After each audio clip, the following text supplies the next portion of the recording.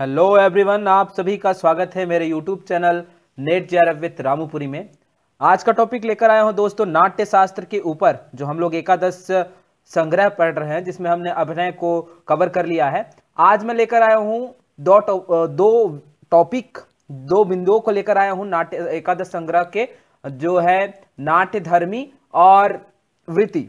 नाट्य शास्त्र में वर्णित जो वृत्ति है और धर्मी है, उससे भी क्वेश्चन यूजीसी नेट में देखने को मिलता है और एकादश संग्रह के अंतर्गत धर्मी और वृत्ति को हम लोग पढ़ते हैं। तो चलिए आज का विषय स्टार्ट करते हैं। तो सबसे पहले मैं अपना इंट्रोडक्शन दे दूं। मेरा नाम रामूपुरी है, महात्मा गांधी अंतर्राष्ट्रीय हिंदी विश्वविद्यालय वर्धा महाराष्ट्र से मैं पोस्ट ग्रेजुएट हूं performing art film and theatre से।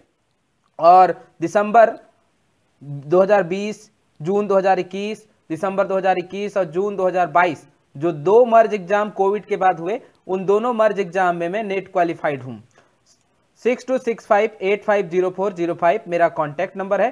Performing art, dance, drama, theatre और पहले पेपर के विषय में अगर किसी प्रकार की कोई समस्या हो तो मुझसे इस नंबर पे बातचीत कर सकते हैं। गाइडलाइन के लिए मैं हमेशा उपलब्ध हूं, तो ये नंबर आप नोट कर लीजिए। और जब भी आपको लगे कि मेरे से ये चीज़ें नहीं हो रही है या मुझे एक मार्गदर्शन की आवश्यकता है, तो मैं अवश्य ही बात करूंगा और जो भी समस्या रहेगा उसको सॉल्व करूंगा। तो चलिए टाइम वेस्ट न करते हुए आज का जो नाट्य शास्त्र के अंदर टॉपिक लेकर आया हूं उसे स्टार्ट करता हूं। तो पहला टॉपिक है धर्मी। तो धर्मी क्या है? धारण करना। ठीक, नाट्य शास्त्र में वर्णित है उसके अनुसार धारण करना धर्म को। किसके धर्म को? नाट्य के धर्म को धारण करना। तो नाट्य के जो धर्म है उसे भरत मुनि जी द्वारा बताया गया जो धर्म है, वो दो धर्म जो है धारण करने का, उसमें दो प्रकार के धर्मी बताए गए हैं। जिसमें पहला प्रकार है नाट्य धर्मी और दूसरा प्रकार है लोक धर्मी। तो नाट्य धर्मी क्या है और लोक धर्मी क्या है, ये चीजें यूजीसी नेट के क्वेश्चन पेपर में हमें देखने को मिलता है। तो आज ये टॉपिक क्लियर रहेगा, आप लोग को भी पता चलेगा। और जो लोग एमए किए हैं उन लोगों को तो पता ही रहता है नाट्य शास्त्र में ये चीजें हैं, लेकिन कभी कभी वो एक दूसरे में भेद नहीं बता पाते। तो आज हम लोग उसे अच्छे तरीके से बताएंगे और जानेंगे कि क्या है नाट्य धर्मी और क्या है लोक धर्मी। तो चलिए आरंभ करते हैं। नाट्य धर्मी जो है उसमें क्या होता है? गायन, वादन, नृत्य, रूढ़ियां युक्त दर्शक के हृदय को अनुरंजित करे, आह्लादित करने की शक्ति बढ़ाए। तो नाट्य धर्मी क्या है? एक तरीके से नाटकीयता, जैसे पारसी थिएटर जो लोग पढ़े होंगे उसमें भाव भंगिकाएं का बहुत ज्यादा प्रयोग किया जाता था। संगीत, वाद्य यंत्रों का मनोरंजन के लिए बहुत सारी चीजें प्रयुक्त होती थी और भाव भूमिकाएं जो संस्कृत प्ले में हम लोग देख सकते हैं। तो उस तरीके का प्रदर्शन नाट्य धर्मी के अंतर्गत आएगा। ये बहुत ही आसान है, दोनों में डिफरेंस क्या हो जाएगा वो देखते हैं। तो ये भरत क्या कहते हैं? भावानुकीर्तन, जहां पे भावों का बहुत ज्यादा प्रभाव देखने को मिले, उसे हम लोग नाट्य धर्मी के अंतर्गत मानते हैं। ठीक, तो बहुत ही आसान है। और लोक धर्मी क्या हुआ? जब मंच पर कोई पात्र, यहाँ पे थोड़ी कोई पात्र मूल उपकरणों के लौकिक और प्रसाधनों के सहयोग से अभिनय करता है तो लोक धर्मी विधि कहलाता है। क्या कह रहा है? जब मंच पर कोई पात्र मूल उपकरणों के लौकिक और प्रसाधनों के सहयोग से अभिनय करता है, तो जो चीजें हमारे आसपास उपस्थित है, जो यथार्थ है और यथार्थ के ही हम लोग प्रस्तुति देते हैं, उसी के नाटकों को प्रस्तुत करते हैं। जैसे मोहन राकेश का नाटक जो भी हैं वो यथार्थ बात पर केंद्रित हैं। तो हम लोग उनके प्ले को देखेंगे और जो संस्कृत नाटकों को देखेंगे तो वहां क्या है? भाव भूमिकाएं बहुत ज्यादा हैं, तीव्र है। वहां पे बहुत सारी चीजों को उस तरीके से प्रदर्शित किया जाता है। भाव जो हाथ को पैर को बहुत ज्यादा चलाया जाता है और भावों को प्रदर्शित करने के लिए मुख में बहुत सारी चीजों का प्रयोग किया जाता है। तो ये आप लोग डिफरेंस समझ रहे होंगे कि यथार्थवाद में जो चीज हम लोग देखते हैं, जैसे कोई भी नाटक हो रहा है यथार्थवाद में, तो मोहन राकेश का ही आषाढ़ का एक दिन मान लेते हैं, वो नाटक हो रहा है तो उसमें हम लोग देखते हैं वो एक या फिर रीढ़ की हड्डी हो गई या कुछ ऐसे नाटककार जिन्होंने यथार्थवादी नाटक लिखा, वो आने वाले समय पे मैं पढ़ाऊंगा ही, लेकिन एक नाटक का उदाहरण ले लेते हैं जो आजकल के समय में प्रयुक्त है। उन नाटकों को देखेंगे तो उसमें हमें अपने ही आसपास के समसामयिक घटनाओं को देखने को मिलता है। तो आस ही पास के लोगों की घटनाओं को हम लोग देखते हैं और जो दैनिक जीवन में चल रहा है उसका ही अभिनय हम लोग मंच पे देखते हैं। तो वो और जो नाट्य धर्मी है उसकी प्रदर्शन की दोनों शैलियां बहुत ही डिफरेंस है। तो वो धर्म क्या है, वो आपका इसमें भाव भूमिकाओं का बहुत ज्यादा योगदान है, इसमें भी रहेगा, लेकिन इसमें यथार्थ का बहुत ज्यादा महत्व रहता है। यथार्थ जो है, यथार्थवादी शैली जो आजकल के रूप में प्रयुक्त है, वो लोक धर्मी के रूप में जानी जाती है। तो आप लोग को ये कंफ्यूजन दूर हुआ होगा दोस्तों। उम्मीद करता हूं अगर किसी प्रकार की कोई समस्या है या कोई प्रश्न है तो आप लोग कमेंट करके मुझसे पूछ सकते हैं। चलिए आगे बढ़ते हैं। तो ये पॉइंट हम लोग का खत्म हो गया। तो अगला पॉइंट लेकर आया हूं मैं दोस्तों, वृत्ति। नाट्य शास्त्र में वृत्ति से भी बहुत ज्यादा क्वेश्चन हमें देखने को मिलता है हमारे यूजीसी नेट के पेपर में। तो स्टार्ट करते हैं, वृत्ति को जानते हैं क्या है। तो प्रकृति के अनुसार रचना शैली, जो प्रकृति के अनुसार हुआ है रचना शैली, ये बात याद कर लीजिएगा, बहुत ही अच्छा पॉइंट है ये कि प्रकृति के अनुसार रचना शैली, उसमें कोई हस्तक्षेप वाली बात नहीं है। तो उसी को हम लोग क्या कहते हैं, वृत्ति कहते हैं। ठीक, जिसके कारण कोई रस वर्तमान हो वही वृत्ति है। साहित्य दर्पण में यह बताया गया है कि जिसके कारण कोई रस वर्तमान हो वही वृत्ति है। तो नाटक की माता भी इसको कहा जाता है। वृत्ति से ही नाटक का जन्म हुआ, इसीलिए हम लोग यहाँ पे वृत्ति को पढ़ते हैं। तो वृत्ति क्या है, प्रकृति के अनुसार रचना शैली, जो बन चुका है, जो प्रकृति में व्याप्त है, उसी के अनुसार नाटक। ठीक, और जिसके कारण रस निकले, रस वर्तमान हो, रस की उत्पत्ति हो, तो वह वृत्ति कहलाती है। तो वृत्ति नाट्य शास्त्र के अनुसार 4 प्रकार के बताए गए हैं। भारतीय वृत्ति, शातविति वृत्ति, कैस्की वृत्ति, आर्यभट्टी वृत्ति, 4 प्रकार हैं। तो चलिए एक एक करके इसे भी जान लेते हैं क्या होता है। भारतीय वृत्ति जो है, उसमें भारतीय वृत्ति स्त्रियों को छोड़कर पुरुषों का संस्कृत वाक्यों में संवाद। तो ये वाचिक अभिनय को लेकर मैं पहले बात करते आया था कि वाचिक अभिनय में हम लोग भारतीय वृत्ति देखते हैं दोस्तों। तो ये वही भारतीय वृत्ति है जिसमें स्त्रियां नहीं रहती, इसमें पुरुष पात्र ज्यादा रहते हैं और संस्कृत वाक्यों का अभिनय देखने को हमें मिलता है, वाचिक अभिनय। और भारत के नटों द्वारा प्रयुक्त था, इसीलिए इसे भारतीय वृत्ति के नाम से जाना गया। ठीक, जो भरत मुनि हैं उनके 100 शिष्य थे, जो कथा है, मिथक है, उसके अनुसार उनके पुत्रों द्वारा, उनके नटों द्वारा जो संस्कृत संवाद था उसे प्रस्तुत किया गया। तो हम उनके प्रस्तुत करने के कारण ही हम लोग इसे भारतीय वृत्ति के रूप में पढ़ते हैं। तो भारतीय वृत्ति के कुछ प्रकार हैं, आइए देखते हैं क्या क्या प्रकार हैं। तो इसमें प्ररोचना, प्रस्तुत विषय की प्रशंसा करके लोगों की उत्कंठ बढ़ाने के कृत्य को, मतलब विषय की प्रशंसा, प्रस्तुति विषय की प्रशंसा करके लोगों के जो मन में चल रहा है उसे और जानने की इच्छा प्रकट कराने की जो विधि है, कृत्य है, जो कर्म है, उसे हम लोग प्ररोचना कहते हैं। क्या कहते हैं, प्ररोचना। ठीक, दूसरा पॉइंट है इसमें जो भारतीय वृत्ति है उसका ही अमुख जो प्रकार है, आपस में बातचीत द्वारा कौशलपूर्ण मुख्य नाटकीय वस्तु आरंभ करने के कृत्य को। ठीक, जो मुख्य, जैसे पहले हम लोग उनके दर्शकों के मन में भाव जगाए, उसको भाव जगा रहे हैं, उनको सोचने में मजबूर कर रहे हैं कि आगे क्या होगा, उनको उत्कर्ष एक तरीके से उत्प्रेरित कर रहे हैं कि हमारे नाटक में ये है तो आगे क्या होगा।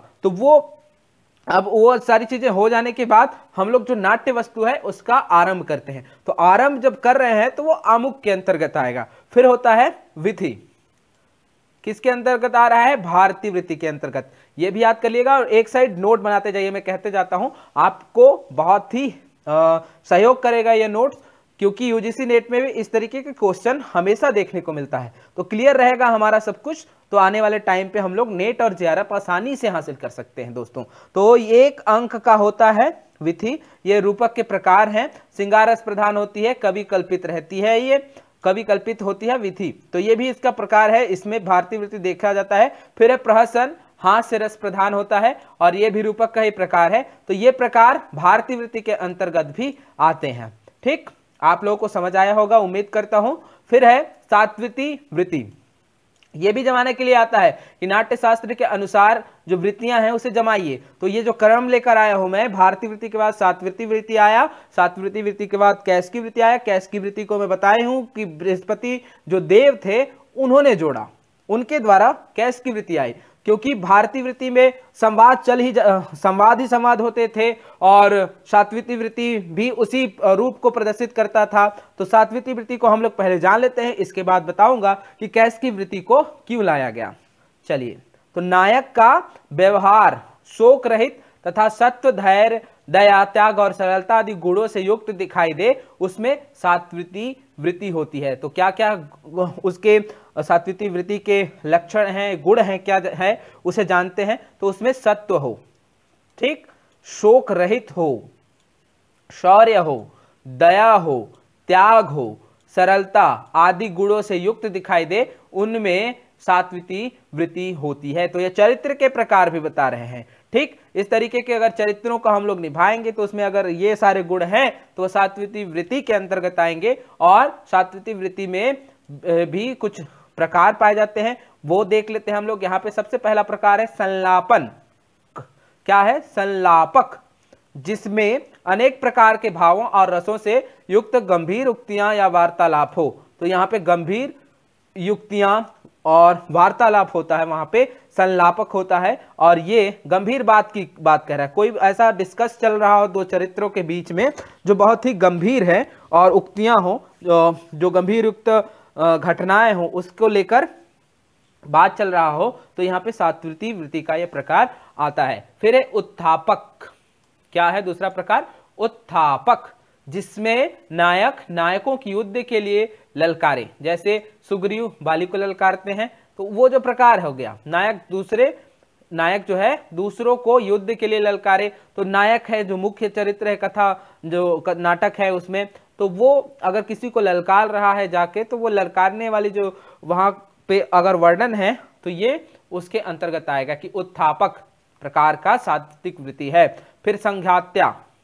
ठीक, क्या है? संघात्या, जिसमें मंत्र तंत्र या देवी शक्ति के बल से किसी समाज में फूट या भेद भाव डालना। तो ये जो प्रकार है वो भी बहुत ही कह सकते हैं जादू टोना वाला जो चीज है, देवी शक्ति के अंतर्गत किसी समाज को तोड़ना, फूट डालना वाली जो भावना है, उसे जब किया जाता है प्रदर्शित या होता है प्रदर्शन, तो उसमें संघात्य सात्विती वृत्ति देखने को मिलता है, या वही होता ही है। ठीक, फिर है माया।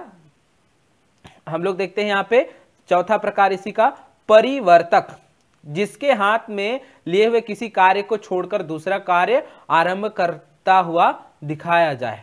तो कोई कार्य कर रहा है और किसी कार्य को छोड़कर वह दूसरा काम में लग जा रहा है, मतलब ये परिवर्तक है।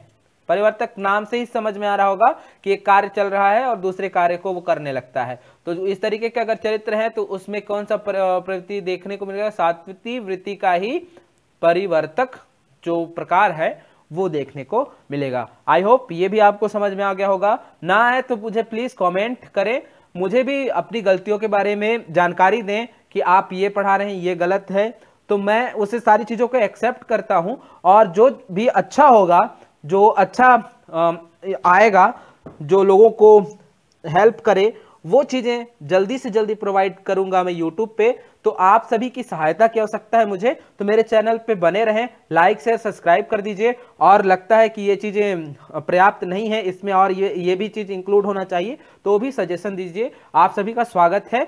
और आने वाले टाइम पे हम लोग यूट्यूब पर performing art dance drama theatre के जो 10 यूनिट है उसे एक साथ देखें, ये मैं चाहता हूं, क्योंकि बहुत सारी चीजें इधर उधर बिखरी रहती हैं।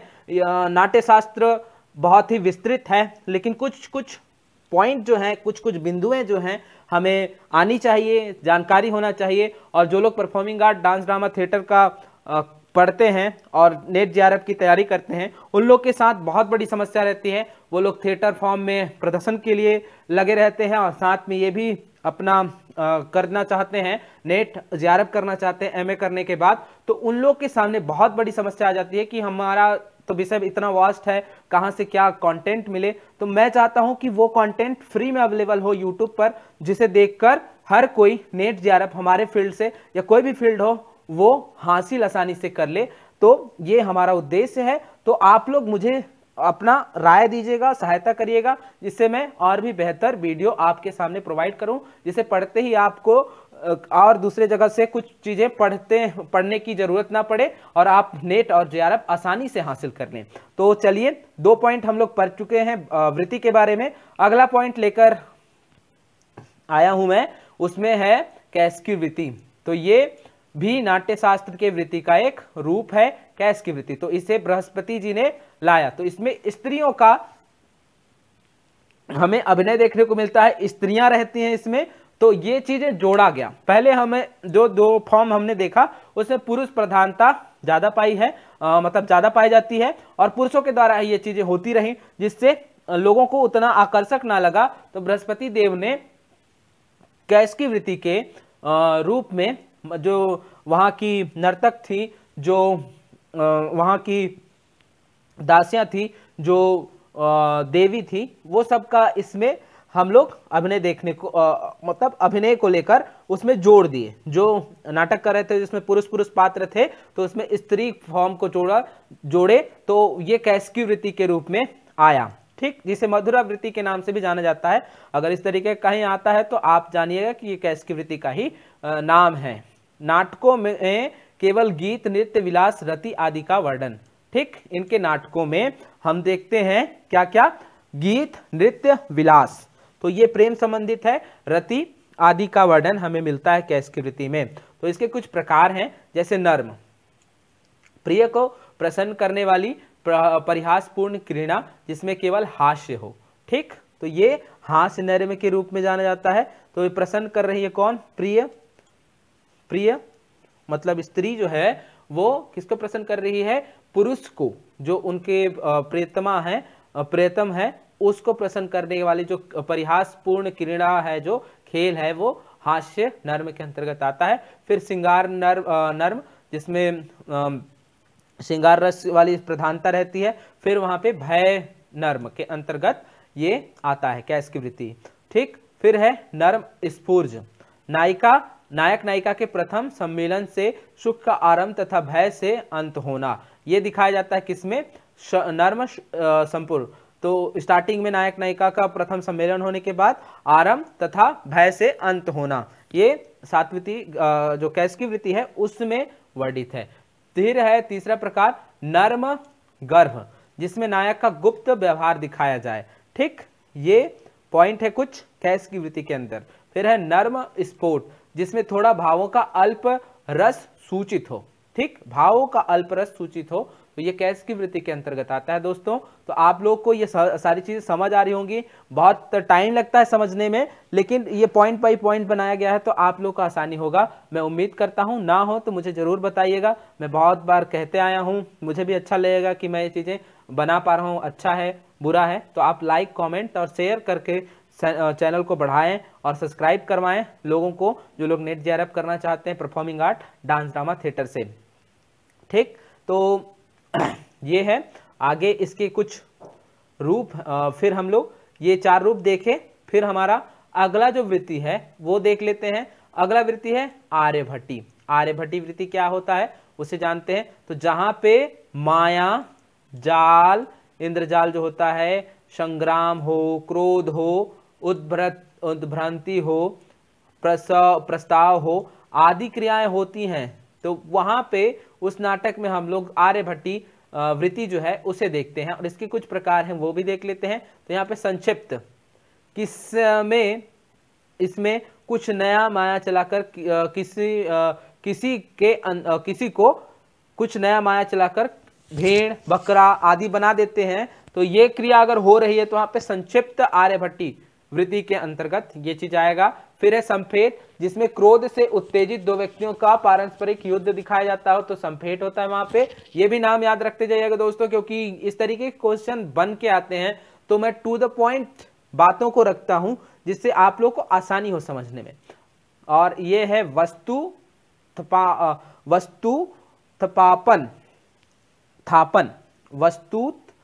थापन, मंत्र आदि से वस्तु उत्पन्न की जाए तब यहाँ पे आर्यभट्टी फॉर्म जो है, आर्यभट्टी वृत्ति जो है, उसके तीसरे प्रकार को हम लोग जानते हैं उस रूप में। फिर है अवताप, ठीक, जिसमें प्रवेश, भय और भागना आदि बताया हो, बातें हो, तो ये आर्यभट्टी का चौथा रूप प्रकार है, ठीक।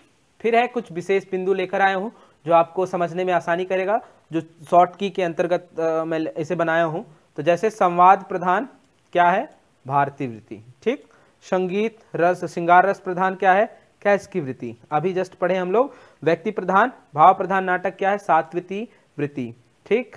संघर्ष प्रधान नाटक आर्यभट्टी। तो ये जितने भी चीजें रूपक के अंतर और रूपक जो नाटक है, रूपक के जो प्रकार हैं, 10 रूपक हैं, उसमें ये वृत्तियां प्रयोग होती हैं। कैसे होती हैं, अभी हम लोगों ने जाना इस चीज को कि कैसे की वृत्ति है। तो जहां पे स्त्रियों का ज्यादा ये सारी चीजें आ रही हैं, स्त्रियों का ज्यादा प्रदर्शन है, वहां हट करने वाला या फिर किसी प्रकार का भी प्रदर्शन हो, वो भी रिलेट करता है कि कथा वस्तु किस प्रकार की है और उसके नायक नायिका कैसे हैं, तो ये भी वृत्तियों पर निर्भर है। तो वृत्ति बहुत ही महत्वपूर्ण पॉइंट है नाट्य शास्त्र में।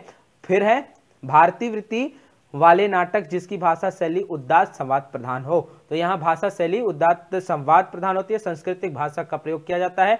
तो भाषाओं का भी संस्कृत प्राकृत भाषा होती थी पहले। प्राकृत भाषा छोटे वर्ग के लोग बोलते थे और संस्कृत भाषा केवल बड़े जो लोग उच्च वर्ग के लोग हैं उन लोगों के द्वारा बोली जाती थी। तो ये भी भारत नाट्य शास्त्र में वर्णित है। फिर कैस्की वृत्ति क्या होती है, कैस्की वृत्ति वाले नाटक में गीत, नृत्य तथा श्रृंगार चेष्टाओं की प्रमुखता होती है। जैसे हम लोग यहाँ पे कुछ उदाहरण मैं रिलेट कर पाया हूँ, अगर आपको लगता है कि ये होता है तो जैसे बेले और ओपेरा 2 फॉर्म हैं जो कि आधुनिकता से रिलेट होता है। फिर आर्यभट्टी वृत्ति त्रासदी नाटक जिसमें मारकाट, भयानक व्यापार, युद्ध, मेलोड्रामा जैसे होता है, वो आर्यभट्टी के अंतर्गत आता है। सात्विकी के अंतर्गत हम लोग देख लेते हैं जिसमें मनोवैज्ञानिक दृष्टि से पात्रों का भूमिका विकल्प किया जाता है और मानवीय भावों का प्रदर्शन होता है, वहां पे सात्विकी वृत्ति को हम लोग देखते हैं। तो ये वीडियो आपको हेल्पफुल लगा होगा दोस्तों, बहुत बहुत थैंक